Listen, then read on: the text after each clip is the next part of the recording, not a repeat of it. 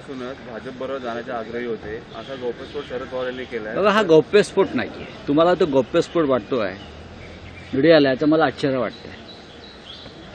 शरद पवारांनी जे सांगितलं आहे विशेषतः प्रफुल्ल पटेल यांच्याविषयी, तो गौप्यस्फोट नसून ते उघड सत्यच होतं.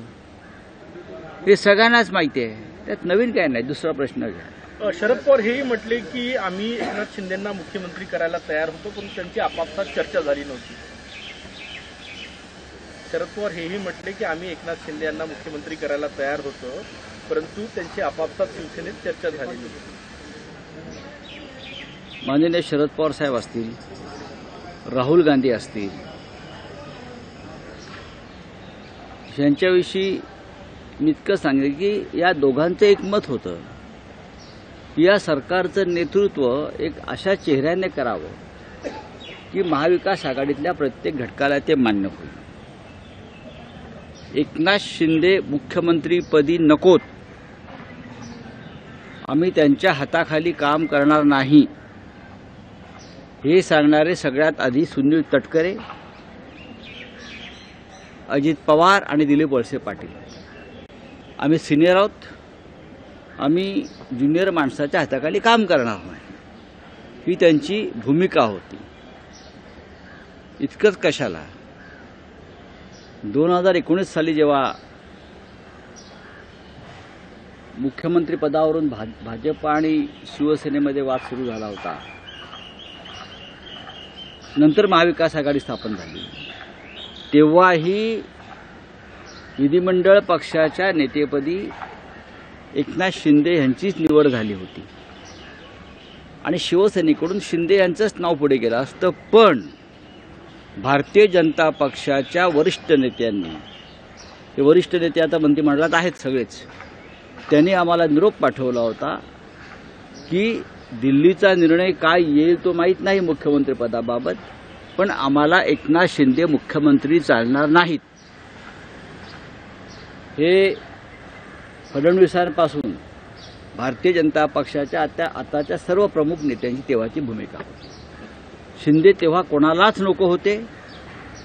शिंदे यांचा वकूफ नव्हता, शिंदे यांचा अनुभव कमी होता, शिंदे यांच्या कामाची पद्धत ही पैसा फेको तमाशा देखो हीच असल्यामुळे अनेकांना ते आपल्या आसपास नको होते किंवा राज्याचं नेतृत्व त्यांनी करावं ही भाजपा किंवा राष्ट्रवादी काँग्रेसमधल्या वरिष्ठ नेत्यांची तेव्हा भूमिका नव्हती की ते आमच्याबरोबर नको, त्यांनी नेतृत्व करू नये सरकारचं.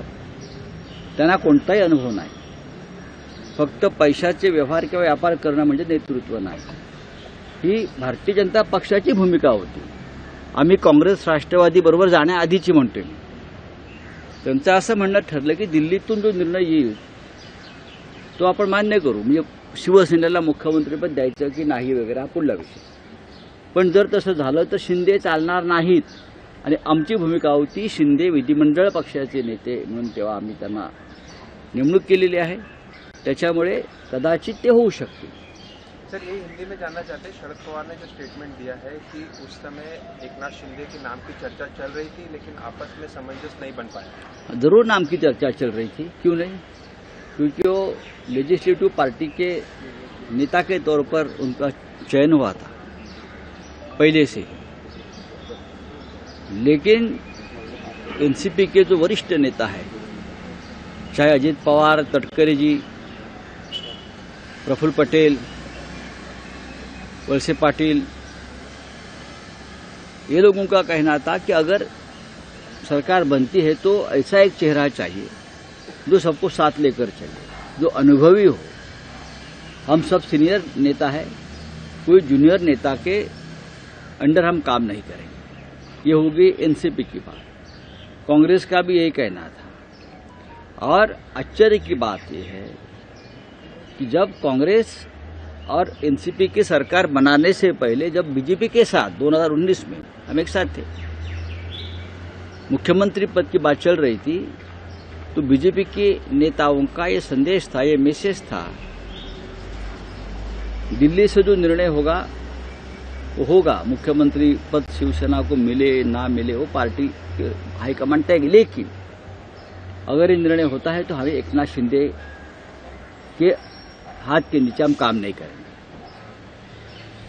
आपने एकनाथ शिंदे का जो चयन किया है लेजिस्लेटिव पार्टी के नेता के तौर पर, वो आपकी भूमिका है, लेकिन बतौर सरकार या मुख्यमंत्री हम उनको स्वीकार नहीं करेंगे। ये फडणवीस, गिरीश महाजन, सुधीर मुनगंटीवार, ये सब जो सीनियर नेता बैठे हैं सबकी भूमिका थी, ऐसे जूनियर नेता के हाथ के नीचे हमको काम नहीं करना है, बस इतना मैं कह सकता हूँ। सर, अरविंद केजरीवाल ने चुनौती दी है प्रधानमंत्री को, कहा कि आम आदमी पार्टी के सभी नेताओं को अरेस्ट कर लें, और वो आज जा रहे हैं हेडक्वार्टर पे। मैं स्वागत करता हूँ इस मूव का। सरकार बदलने जा रही है 4 जून को, फिर भी मस्ती जो है सरकार की अब कम नहीं हुई है। आज भी अपोजिशन को डराया धमकाया जा रहा है, सिर्फ दिल्ली में नहीं मुंबई में भी हो रहा है। चोरी का पैसा बचाने के लिए गृह मंत्री खुद आते हैं मुलुंड में, जो पैसा हमने पकड़ा है गृह मंत्री को खुद आना पड़ता है। भाई ये कौन सा कानून है? गृह मंत्री वही दिल्ली में चल रहा है, वही और स्टेट में चल रहा है। तो अगर केजरीवाल जी ने इस आंदोलन का जिक्र किया है तो आंदोलन बहुत अच्छा है। वही फडणवीस म्हटले की तुम्ही वोट जिहाद करता तर आम्ही वोट यज्ञ करू। हे बघा, हे उद्या हिमालयात जाऊन यज्ञाला त्यांना बसायचंच आहे, किंवा केदारनाथला जाऊन त्यांना पूजा अर्चा घंटा बडवत बसायचंच आहे। त्यांचं सरकार जात आहे तर त्यांनी ही तयारी करावी, काही हरकत नाही। राज्य आम्ही करणार आहोत, त्यांनी पूजा अर्चा यज्ञ करत बसावं। मुख्यमंत्री म्हटले की शिवसेना आमच्याकडे आहे, शिव्या सेना उद्धवजींकडे आहे। हो, बाळासाहेब ठाकरेंच्या ज्या शिव्या होत्या, प्रखर शब्द, त्याला ते शिव्या म्हणायचे भाजपवाले। आणि बाळासाहेब ठाकरेंच्या या प्रखर भाषेमुळेच एकनाथ शिंदे सारखे लोक कुवत नसताना इथपर्यंत पोहोचले, एवढंच मी सांगतो। 17 मई रोजी यूपी के मुख्यमंत्री मुंबई में थे, उन्होंने भाषण के दौरान कहा कि यदि तीसरी बार प्रधानमंत्री मोदी बनते हैं तो पाकिस्तान का जो हिस्सा है वो इंडिया में ले लिया जाएगा। तो 10 साल क्या घंटी बजा रहे थे क्या? हाँ, 10 साल क्या कर रहे थे? घंटी बजा रहे थे योगी जी। 10 साल बहुत बड़ा एक स्पैन होता है। 10 साल क्या किया? आप कश्मीरी पंडितों की घर वापसी नहीं कर सके हैं, वो पहले कर लीजिए। अब आपका समय खत्म हो चुका है। 4 जून के बाद हम निर्णय लेंगे। आरोप पत्र दाखिल हुआ है, एक सरपंच मारा गया है और 2 टूरिस्ट घायल हुए हैं। वही महबूबा मुफ्ती ने कहा है कि जो चुनाव आगे ढकेला गया है, इसके चलते इस प्रकार की चीजें देखने को हो सकता है। ईडीने आरोपपत्र दाखल केलेलं आहे अरविंद केजरीवालांच्या विरोधात। देशात राजकीय इतिहासात प्रथमच ईडीने पक्षकाराला आरोपी बनवून खटला या ठिकाणी। खरं म्हणजे भारतीय जनता पक्षावरती ईडीने आरोपपत्र दाखल केलं पाहिजे इलेक्ट्रॉल बॉन्ड संदर्भात। ज्यांच्यावर ईडीने कारवाया केलेल्या आहेत त्यांच्याकडून भारतीय जनता पक्षानं कोट्यवधी रुपये घेतले। मनी लॉन्ड्रिंग आहे, गुन्हेगारी स्वरूपाचा हा पैसा आहे, हा प्रोसिड ऑफ क्राईम आहे। हा केजरीवाल आणि आमच्यावर कसले आरोपपत्र दाखल करत आहे? ईडीला याचं उत्तर लोकशाही मराठी ऐका, पहा, जागरूक रहा।